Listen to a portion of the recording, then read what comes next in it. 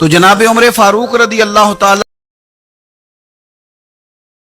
عنہ کا جو نظام احتساب ہے انہوں نے اس کو گھر سے شروع کیا تھا، اپنے آپ سے اس کا آغاز فرمایا تھا۔ ہمارے ہاں یہ ہوتا ہے کہ جس بندے کے اکاؤنٹ میں اچھے خاصے پیسے ہیں وہ بل جمع کرانے جائے تو اسے لائن میں نہیں لگنا پڑتا، مینیجر صاحب اسے آگے بلا لیتے، تو وہ بعد میں کیا کہہ رہا ہوتا ہے، کہتا دیکھو اللہ نے کتنی عزت دی ہے، مجھے لائن میں نہیں لگنا پڑا۔ بھائی لائن میں لگنا تو آپ کا یہ تھا کہ آپ سمجھتے کہ سارے مسلمان ہیں، مومنین ہیں، برابر ہیں، تو میں کسی کو تکلیف میں مبتلا نہ کروں۔ جب آپ آگے چلے گئے تھے تو آپ نے بہت سارے لوگوں کا حق مارا تھا، وہ لائن میں جو لگے ہوئے تھے ان کا وقت لمبا ہو گیا تھا، آپ نے تو اپنے آپ کو احتساب کے لیے پیش ہی نہیں کیا، بلکہ آپ نے کہہ دیا کہ جناب میرا تو رتبہ اعلیٰ ہے، لہذا یہ میرا حق بنتا تھا، مجھے تو استحکام ملنا چاہیے تھا۔ یہاں بہت سارے لوگوں نے اپنے حق میں چیزوں کو اور رنگ میں پیش کیا۔ سیدنا فاروق اعظم رضی اللہ تعالی عنہ نے اس نظام احتساب کو اپنے گھر سے شروع فرمایا۔ حضرت عمر فاروق رضی اللہ تعالی عنہ اپنے بچوں سے فرمایا کرتے تھے کہ جب میں حکم لوگوں کو کروں گا نا، اپنی رعایا کو، مسلمانوں کو میں کوئی حکم دوں گا تو تمہیں پہلے اس پر عمل کرنا پڑے گا۔ آپ فرمایا کرتے تھے یاد رکھنا لوگ تمہیں اس طرح دیکھیں گے، لوگ اس طرح تمہیں دیکھیں گے جس طرح گوشت کھانے والا پرندہ گوشت کو دیکھا کرتا ہے۔ چیل گوشت کھاتی ہے تو کیا کبھی اس کو پیغام بھیجنا پڑا ہے کہ تو آجا یہاں گائے مر گئی ہے، بھینس مر گئی ہے؟ خود بخود اس کی نظر ہوتی ہے، وہ پہنچ جاتی ہے۔ جناب عمر فرمانے لگے میرے گھر والوں، میرے بیٹوں، میری بیٹیوں، میری اہلیہ، لوگ تمہیں اس طرح دیکھیں گے جس طرح گوشت کھانے والے پرندے دیکھتے ہیں، لہذا میں جب کسی کو عمل کروں تو پہلے تمہیں اس پر عمل کرنا پڑے گا جب میں کسی کو حکم دوں۔ آپ فرمانے لگے یاد رکھنا اگر تم نے میرا حکم نہ مانا تو غیروں نے حکم نہ مانا تو انہیں ایک سزا ملے گی، اور اگر میرے گھر والوں نے نہ مانا تو ڈبل سزا ملے گی، تم پر ڈبل سختی کی جائے گی کہ تم نے میری بات کیوں نہیں مانی۔ یہ نظام احتساب ہے۔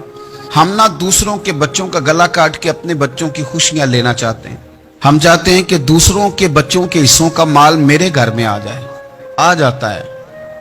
کچھ لوگوں کی سیاست چل جاتی ہے، کچھ لوگوں کا فریب اور فراڈ کام کر جاتا ہے، لیکن وہ گھر روشن نہیں ہوتے۔ ان گھروں میں پیسہ ہوتا ہے پر قرار رخصت ہو جاتا ہے، ان گھروں میں آسانیاں اور وسعتیں تو آ جاتی ہیں لیکن ایک دوسرے کا احترام ختم ہو جاتا ہے۔ سیدنا فاروق اعظم رضی اللہ تعالی عنہ کا یہ طریقہ تھا کہ وہ اپنے بچوں پر سختی کرتے۔ آپ ہمارے ملک میں یہ نظام ہے، موجودہ حکمران ہو یا ان سے پچھلے، بچے سب کے ملک سے باہر رہتے ہیں، یہاں رہتے ہیں تو محلات میں، باہر جاتے ہیں تو بڑی بڑی آسائشوں میں۔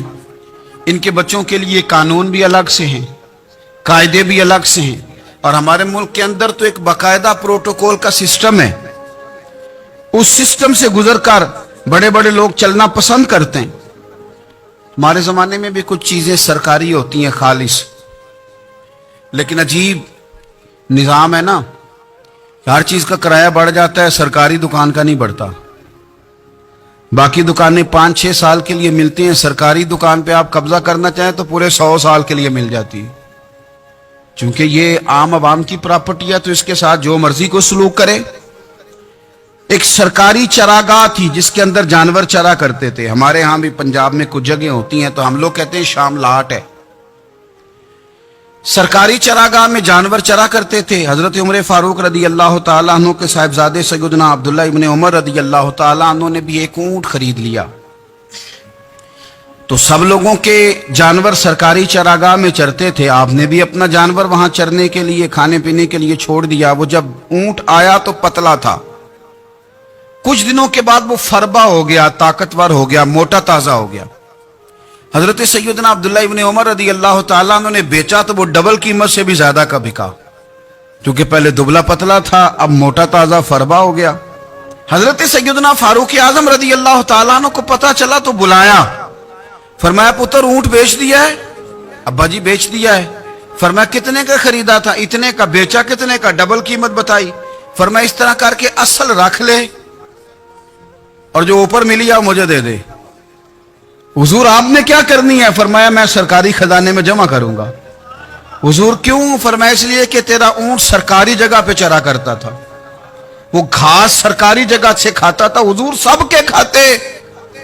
हज़रत अब्दुल्ला इब्न उमर कहने लगे सबके खाते हैं। आप फरमाने लगे तू सब में शामिल नहीं है, तू अमीरुल मोमिनीन का बेटा है, तुझे मैं ये हक नहीं दे सकता, तेरे ऊपर थोड़ी सख्ती ज्यादा की जाएगी, तुझे ये हक नहीं मिलेगा। तू अपने ऊंट को चूंकि सरकारी चरागाह में चराया करता था, लिहाजा तुझे वो जो असल रकम यहां जमा करानी पड़ेगी। हमारे तो बच्चे, पहली बात तो यह है कि बात ही नहीं सुनते।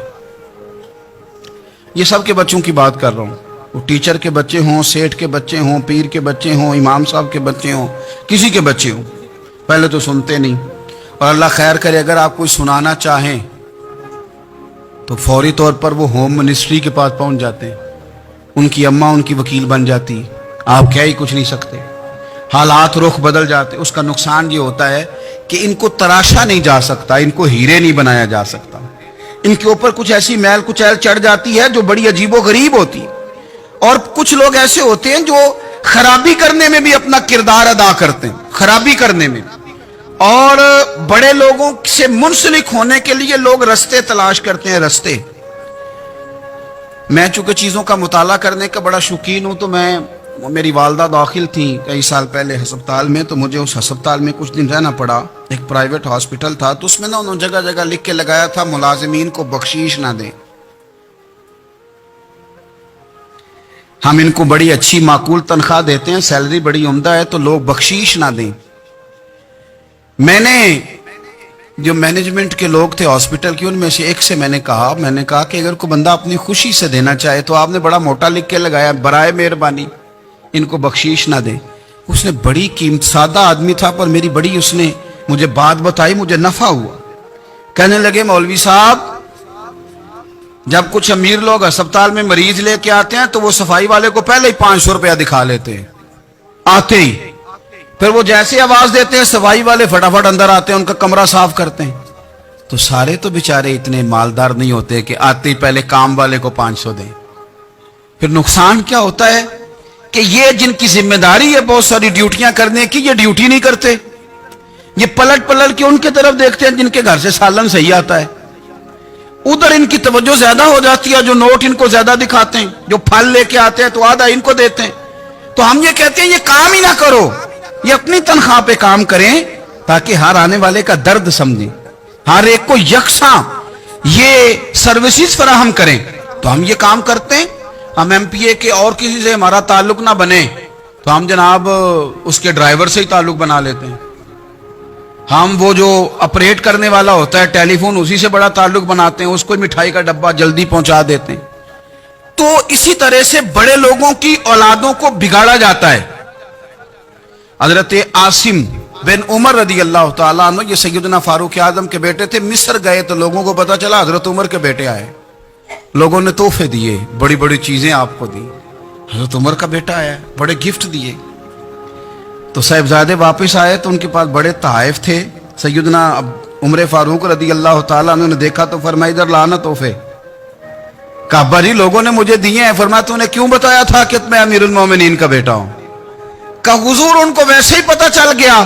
फरमाने लगे पुत्र ये तोहफे तुम्हें इसलिए मिले हैं कि तुम अमीर के बेटे हो, ये तोहफे तुम्हारा हक नहीं, क्योंकि तुम्हें इस कुर्सी की वजह से मिले हैं और ये कुर्सी मुसलमानों की है, लिहाजा ये हक भी मुसलमानों का ही है। ये ला सारे माले गनीमत में जमा किए जाएंगे। आप अपने घर से जब एहतसाब शुरू करते हैं, अपने घर से, और ये याद रखें ये जो लोग आते हैं आपके बच्चों को नवाजने के लिए, ये उन्हें खराब करते हैं, बिगाड़ पैदा करते हैं, ये अजीबो गरीब सी चीजों में मुब्तला कर देते हैं, बच्चों का नुकसान होता है कल कलाम। फिर जो शापर अच्छा लेके आए पीर साहब के बच्चे जरा उससे प्यार से मिलते हैं, नुकसान हो जाता है, ये दस्ते नगर हो जाते हैं, ये लोगों की तरफ जीते हैं, दूसरों पे डिपेंड करने लगते हैं। हजरत अबू मूसा अशअरी रदी अल्लाह तआला उन्होंने पहले तो एक कलीन बड़ा सोना था, तो आपने हजरत उमर के घर भेज दिया कि चलो उनके घर में उनकी अहलिया बिछा लेंगी, कहीं से तोहफा आया। फिर वो जिस कमरे में माले गनीमत और खजाना रखा जाता था उसकी सफाई कर रहे थे तो एक दिनार मिल गया। तो वो दिनार बच्चे सारे जा रहे थे तो उनमें से हजरत उमर के एक बेटे को छोटे को बुलाया और बुला के कहा पुत्र ये दिनार ले लो। حضرت عمر نے دیکھا کہ بیٹے کے ہاتھ میں دینار بھی ہے اور گھر میں قالین بھی ہے. ایک موقع پہ وہ قالین کیا، ایک موقع پر بچے کو ایک دینار دیا. تو حضرت عمر اپنی اہلیہ سے پوچھنے لگے یہ کہاں سے آیا قالین؟ کہا جناب ابو موسیٰ اشعری رضی اللہ تعالیٰ عنہ نے بھیجا ہے. بیٹے سے پوچھا دینار کہاں سے آیا؟ کہا مجھے انہوں نے ہی دیا ہے. آپ نے وہ دینار بھی لیا اور قالین بھی لیا اور اس کو لپیٹا اور جناب ابو موسیٰ اشعری کو بلایا اور اتنے سخت ناراض تھے، فرمانے لگے ابو موسیٰ اشعری سے کہنا میرے پاس پیدل آئے، گھوڑے پہ نہ آئے. اور جب آئے حضرت ابو موسیٰ اشعری تو جناب عمر اتنے ناراض ہوئے کہ وہ قالین لپیٹ کے تو ان کے سر پہ مار دیا. فرمانے لگے پکڑو اپنا دینار، تمہیں پورے مدینے میں میرے بیٹے کے علاوہ کوئی اور نہیں ملے تھا جسے تم خراب کر سکو، میرا پتر ہی ملا تھا بگاڑنے کی، کس نے اجازت دی تم میرے بیٹے کو دینار دو؟ کیوں لائے تم میرے گھر میں قالین؟ حضرت عمر فاروق رضی اللہ تعالیٰ عنہ فرمانے لگے میں زمین پہ سونے کا عادی ہوں، زمین چٹیل بھی ہو تو رب کا بندہ بن کے سوتا ہوں تو اللہ مجھے آرام اور سکون کی نیند عطا فرما دیتا ہے. مجھے تمہارے مخملوں کی اور قالینوں کی ضرورت نہیں ہے. احتساب یہاں سے شروع ہوتا ہے بھائی.